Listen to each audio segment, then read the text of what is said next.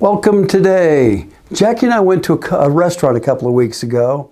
And if you've been to restaurants like this one, you notice that they often will seat you on a family side if you want, or on the bar side if the other side is full. So what we did is we took the bar side so we could have an immediate seating.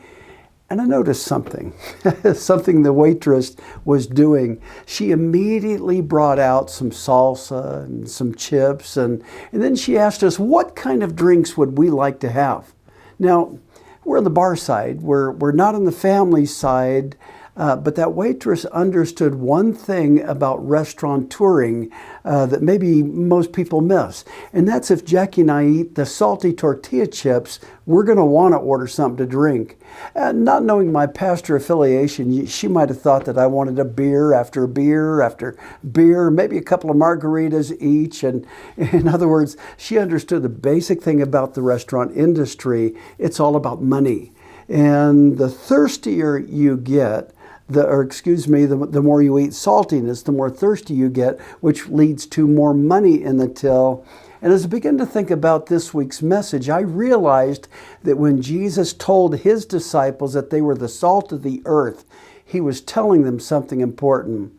That hunger and thirst that the world has for the things of God will be entirely dependent upon the church becoming exactly what God has made us to be. In other words, the salt of the earth.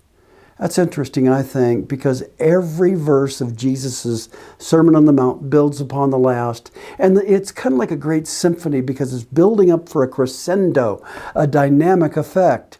And the effect here in this part of the music, if I could say it that way, is that Jesus is building into his disciples a discipline of understanding what they are and who they are in relationship with their Heavenly Father, and all the things that he wants to give them regarding heaven's resources. And we're going to see that more as we get into the Lord's Prayer in chapter 6. But for now, Jesus is telling them, and in turn, God's telling us that he has given us power to change the spiritual direction of a life. In fact, many lives. In fact, a city, maybe even a nation, because of our saltiness.